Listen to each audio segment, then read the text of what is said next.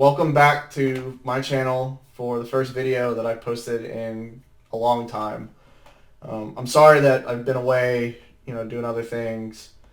I do feel bad that I kind of left YouTube for months and didn't really, post anything for you guys. There's been a lot going on, and I shut my YouTube off, largely because I wanted to keep some of the things that I had posted previously from people who could speculate on the market with it.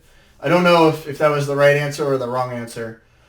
I'm not really sure, that I made the right move there, because I don't really know that I actually did anything to slow the amount of investment and speculation in the Yu-Gi-Oh market. I'm coming back today, and I'm going to reestablish my YouTube. I kind of know what that's going to look like, but I'm going to kind of leave that, up for debate for now. I don't really want to talk about it too much, but I do want to shout everybody out who encouraged me to come back here and make, my first video in a long time. So, especially like Obson, Ephraim, and Financialism, Georgie, who, convinced me to come back here to make videos, to reach out to the people who are collectors and people who do want to know things about Yu-Gi-Oh, regardless of what they want to do with the information. So, I've kind of made peace with the fact that, whatever I do, the information that I present here is going to be weaponized in some form or another. And that's okay. I mean, I don't know that I can affect that one way or the other. But today I wanted to talk about marketplace ethics. Sorry. About the lisp. So, I've seen a lot of really bunk things go on in the last 2 or 3 months. And I wanted to talk a little bit about rules that I have for the market and, how I judge people based on the things that they do in the market or how people ought to be judged or whatever. I mean, I'll make it, a little more objective than, just how I do it. So part of that, I had to, kind of look at what I thought was appropriate, what I do when I go into markets and, how I interact with people and expect people to interact with me. So I'm going to talk about a couple of things. I don't want to drag this on for too long, so maybe we have a robust conversation about this in the comment section. And to the guy who posted on my latest YouTube video that I cussed too much, I heard you, and I'm working on it, okay? I'm sorry. So my biggest rule is only bid on something that you can pay for, right? That's like the number one rule. Shilling or as some people call it, bid pumping is terrible. Like, I dislike it. I hate it. I think that it's disingenuous, and it introduces a lot of risk and problems into a market that would otherwise have a lot of integrity. And so, when people buy a thing, it reflects on the future market, right? So people take that and they use it to value cards, value whatever, a commodity, and then, that becomes, a record of some sort that is used or leveraged historically as a precedent. So when you bid pump something or shill it, I hate the word bid pumping. It just sounds ridiculous. It's like laughable. Every time I hear the word, I kind of laugh in my head because it sounds so dumb. But when you shill an item, you introduce disingenuous attitudes into the market, right? So the market loses integrity when you see some stuff like that because, take the recent Blue Eyes sale, for example, $85,000, right? Yes, the guy paid the money. Yes, the card did sell for $85,000, but that card was shilled all the way to $85,000, right? So, was that a legit sale? Was it not? A lot of people are still debating whether or not the card is actually worth this, right? And so when you go to assess valuation of a card, through PSA or whatever, you have to take that, disingenuous action into account. It matters, right? Rule number 1, only bid on things that you can pay for and only bid up to the amount that you can actually pay. Okay, the second thing I wrote down, I wrote a bunch of stuff down for you guys, okay? There's a bunch of stuff on here. Only spend if you can afford it. Okay, people do this all the time. It's called stretching, right? Or bankrolling. If you can't bankroll a thing or a set or a collection, you need to assess your collecting goals, right? Or how you go about it. So, you can get a 10. You don't have to buy the 10. You could grade it, for example. This goes back to goal setting and things like that, where you basically say, okay, I have this amount of money coming in. This is my excess fund. This is what I want to invest into Yu-Gi-Oh! Or this is what I want to put into my collecting goals. So, when we talk about affording it, it's really relative, right? It depends on what you make and all those things, right? So this is something that you have to figure out. Can you afford it? Can you stretch to make that goal happen, right? So I have a fixed income. I make a fixed income every 2 weeks, every month, every year, whatever. I know I'm going to get a check. I know that. So I can stretch a little bit here and there to buy things that I know that aren't going to come up a lot or often or again for a while, if I need to. But I have that assurance. Not everybody does. I hope that makes sense. I'm not telling you if you're poor you can't collect cards. That's not what I'm saying. Please don't assume that. All right. I wrote as my third one, make good on your deals. Don't back out. All right. Big deal, right? If you make a deal, don't leave the deal, right? You made a deal with somebody. Somebody did something based on the things that you said, right? That's a big deal. No pun intended, right? So the whole thing is when you make a deal, your word is bond. That's it. Like if you make the deal and you back out, nobody trusts you. And you have a bad rep now. That's a huge, huge thing. Huge. Reputation is everything. Everything. All right. Let's see. What did I write? Don't sell anything before the buyer commits. All right. Yeah. Okay. So I had to deal with this, right? A little bit. Or I heard something about this. So look, if you I think I'm gonna read the next one first with this because these are like paired. These are paired. Yeah. Buyer and seller should confirm terms. Talk about the deal. Make sure you both have an understanding. Right. Okay. So these two things go hand in hand, right? They're really important in my opinion. So like when you talk to somebody about a deal or you're still negotiating the deal, and that could be a long period, weeks, months, a year. Sorry, I'm working on it. Okay. I'm working on it. So, when you work that deal out, you need to make sure that you have an understanding. Like sometimes you work with foreign people, and sometimes the words don't translate well. So you need to establish terms for the deal. And when the terms are agreed upon in no uncertain terms, then go sell things, make the money, that you need to make or whatever, capital or equity or trade or whatever to get the deal done. But you need the terms first, because if you go about something without having an actual deal in place or uncertain terms in the deal, now you sold the thing, the buyer doesn't commit, you feel offended because you sold the thing and the buyer didn't commit, but you thought the buyer committed, but he didn't think he committed. Now there's a problem. That needs to be worked out. If you talk about the deal more, odds are you will actually understand the deal better. Maybe he expects something that you don't expect. Something like that. Okay. Don't reach. When you assign value, don't ask for more. Yes, I hate this. It's like number one thing that I hate. When people are like, oh, I want $850. Okay, done. Oh, well, I got an offer for $900. Now I don't want to pay you at all. That doesn't, the whole deal thing is not the issue. It's the integrity of the deal, right? It's the actual inherent property of the deal making that makes that deal important and frustrates people like me who I'm like, okay, $800, no problem. Oh, well, I'm going to put it out for feelers. Don't bother, dude. I'm out. I don't want to deal anymore. No problem. If you come to me with a number and I agree to it, that's it, dude. That's the end of the conversation as far as I'm concerned.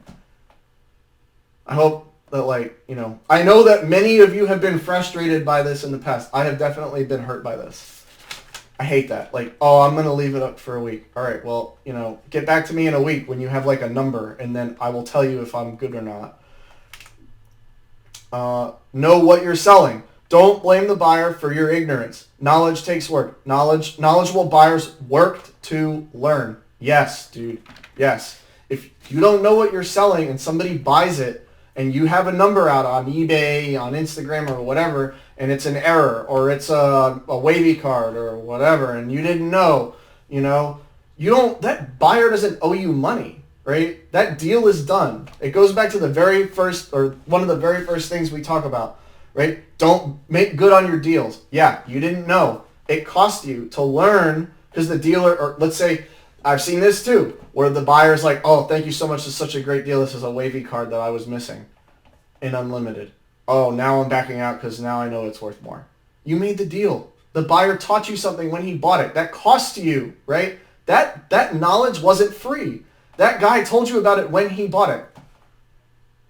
Some of y'all probably going to have an issue with this one. That's okay. That's okay. I get it. Look, it hurts me too. Like, I sold a PSA 10 needleworm, man. PSA 10, dude. I graded a PSA 10 needleworm. I graded one. I don't have it. Where is it? Old School Expert owns it. I sold it to him for $650. Did I go back and blame that dude for like, I didn't know, so now you owe me more money? No, man. I sold him the card. He knew it was hard to grade because he did years of work before I came onto the market. I hope that makes sense. All right. Let's see. What else did I write? Don't return near mint cards because they can't grade PSA 10. Please, please, please don't do this. Please, dude. This is like objective, dude. Like, nobody disagrees that this is an issue. If you buy a near mint card and you're trying to raw hunt, like raw hunters, dude, you're taking a risk when you buy out TCG player. If the card is not near mint, return it, right? But don't look at the card and be like, oh, it has this little speck of white that's not going to make it a 10, I'm going to return it. Bro, that's bad, dude. That's theft. That actually equates to theft in no uncertain terms, right? That costs the vendor time. That costs the vendor money, right? To mail the card, to get it mailed back, to create the label, all the hassle. Don't return cards because they're not near mint. If you buy a near mint card and it's near mint, it's not mint, it's not a 10, dude, you took the risk, you lose, dude. That's okay. Like, buy a lot of them, maybe one of them. Dude, that's the whole thing. That's why 10s are worth money. They're hard to find. All right, I won't belabor. I think this is a pretty objective one. Don't ask sellers for 9, 10 quality cards or 10 worthy cards. Like asking for free equity. Grading involves risk. Please don't DM vendors and be like, do you have anything that's PSA 10 worthy? Can I buy it? No, it's at PSA. Like, are you dumb? Of course I'm not selling you 10 worthy cards. Like, if I think a card is 10 worthy and I'm selling it, I'm asking a premium for it. I think I wrote something kind of like that on here. If you do ask, expect to pay more. Yeah. If you ask me for a 10 quality card and I know you and I like you and we have previous experience before, like, I might actually pull something out and be like, I think that this card is worth it. It's probably a 10. I don't really need it for my collection. You know, I have enough going on right now. If you want to buy it, I'm asking 20% more than like TCG. Don't get mad. It's a 10 worthy card. I looked at it. I've done grading before. I've graded thousands of cards. Yes, it's a 10 worthy card. If it doesn't grade 10, don't hit me back up. I always say 10 worthy, not 10 guaranteed. I never sell a card as gem mint. Let me read the next one for you. Let me read this one. Don't sell a card as gem mint. Don't expect near mint to come as gem mint. Take risks. Yes, understand that you're taking a risk. When you go into a market and you buy a card, you're taking a risk. You're always taking risks. But you need to understand the risk that you're taking. Understand, mitigate, take the risk. Okay? Hope that makes sense. All right. Let's see. Don't grade cards and crack them and return 8 or 9 cards. PSA 8 or 9. BGS 8 or 9. Return cards before you grade if they aren't as described. Yes, I'm talking about you, dude. Do not do that. That is a terrible, awful thing to do. And it is basically stealing. So if you buy a card, right, and you grade it express, let's say, for example, right? So you send it in express, it comes back to you, it's not a 10. Don't crack that card and send it back to the vendor and say, oh, it wasn't as described. Bro, you sent it to PSA. Like, who does that? Who does that? Bro, it makes me mad. It makes me mad to hear that things like that even happen. Because, like, it is so beyond me to even consider. Like, the concept, like, escapes me. Because I just would never be like, oh, I bought this card. I'm going to, like, this is what I'm going to do. I'm going to do this. I'm going to do this thing. I'm going to steal from a vendor. Come on, dude. Really? Yes. I'm talking about you, dude. I'm talking about you. All right. Don't expect collectors to sell cards. Okay. So, like, this is not really like it's like a general rule of thumb. Like, there are people out there who don't care about the money, right? There are plenty of people out there who don't care about the money. People who make enough or whatever. If people don't want to part with their cards, it's not a huge deal. Like, people collect. Like, you can't expect people, like, we don't live in a communist hellscape, okay? Like, people have a right to keep the things that they want to keep, that they own. You have no entitlement to them. I've had people get mad at me for not selling or trading. But I've seen it happen too. Remember that ambition. Okay, so I'm gonna talk a little bit about like some more subjective things here. I wrote this down, but I want you to consider this, okay? And remember that ambition and hubris are paired vices. Ambition is the best and worst of characteristics. Okay, what does that mean, right? Ambition is good, right? It should always be good. Wrong. Ambition is not always good, dude.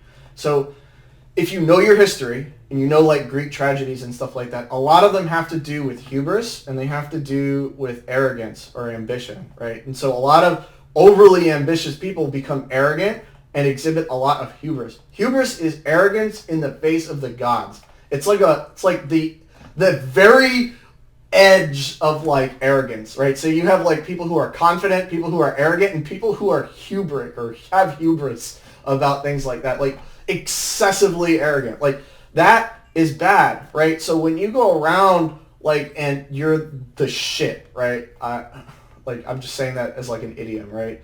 So like you basically are super cool, like nobody can be better than you, right? Remember, like you are not the greatest thing to ever happen to the world, okay? There are people who know more than you. There are people who collect harder than you, people who were there before you, people who have more money than you, people who have more power than you. Like you are not everything. When you go around and you deal with people in the marketplace, like you need to remember that being humble is important. Because people want to connect with you, but if you're an arrogant piece of crap, like nobody's going to want to talk to you. Like that's not how you network. And when you go around like flaunting the fact that you can do whatever the hell you want, charge whatever you want for this, and I'm going to charge you $100 to be part of my experience. Like, yeah, dude, people take that the wrong way for a reason, right? It's not for no reason that people like, well, you know, why does this guy troll all the time on his YouTube? Why is this guy's whole life like centered around being disingenuous? Like, yeah, dude, people take that the wrong way for a reason. Just saying. All right, I wrote, stay humble, steward your profession. Okay, remember, the thing that we do here is a part of a larger hobby. Being a part of it to be a part of it is okay, and taking care of number one is okay. Nobody's saying that, like, you know, you shouldn't look out for yourself, but remember that you're part of a hobby that sustains your income or whatever. You know, if you let that hobby die, that's it. Your income is gone. For you, for future generations, for your kids, for whatever. You know, being a part of a hobby like this, you have to give more than you get, I think. I think it's important to do that because the hobby is so young. It requires a lot of sustenance to continue to live, and it's not established. I mean, we're part of like a great experiment into like trading cards, like not like baseball cards, football cards, not coin collecting, not watch collecting. These are hobbies that have been around for generations, for hundreds of years in many cases, maybe thousands of years in the case of coin collecting and watch collecting, timepieces and whatever. You know, when a hobby is young, in order to survive like a child, you need to give that child more than you get back from it. But at the end of that journey, you get back more than you gave sometimes. Sometimes your child is like, you know, not a good one. But, you know, I have a good feeling about this market. And so I encourage people, you know, when I talk about hubris, when I talk about ambition, right? Remember, when you shut people out of the market, they're not coming in. Remember that. I'm talking loud for a reason, and I'm talking to you. I'm talking to you people, right? Big YouTubers, people who like charge astronomical amounts of money, people who want to see the market grow. Yes, the market should grow, but when the market grows and you lose that inclusion, now you've shut it off. You shut that market off. Now there's no growth. So you've created a market that is doomed to crash by creating a market that can't sustain itself because nobody's coming in because they feel like everybody in there is just arrogant. They're just, you know, it just costs too much money. It's not worth it, right? You've lost the actual collector. Losing the collector is huge, dude. Now, the player is concerned about meta, right? Meta and some other things like older things, some vintage. The collector is concerned about the better things in that market, the things that are tens and whatever. Investors and speculators are not concerned about that market at all. They are not. They're concerned about that market as a form of income or as a form of ROI, return on investment, right?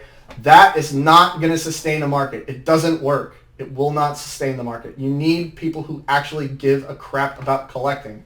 Yes. Okay. I'm gonna get off my soapbox. Hey, look.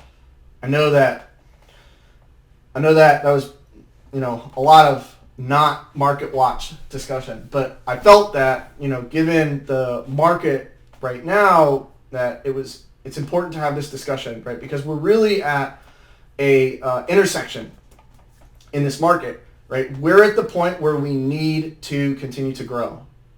If we don't continue to grow, this market is not going to be sustainable, right? And investors should care. You should care, right? You should care. Okay, that's all I'm going to say. I appreciate you guys coming in. Hey, look, to the guys who encouraged me to make this video, thank you. I don't know that I'm going to commit to like a video a week, but I think I'm going to do a video next week for something that's going to happen. So, look, expect a video once a month at least. That's what I'm going to commit to. I'm going to commit to that. Okay? I'll do that. All right. And if I don't do it, please DM me on Instagram. Like, I live on Instagram. If you want to talk to me, like, I'm on Instagram. Instagram is where I live. That's my home. All right. Thanks for tuning in, and I hope you guys are doing well in this crazy, crazy world. Please stay safe. Please stay safe.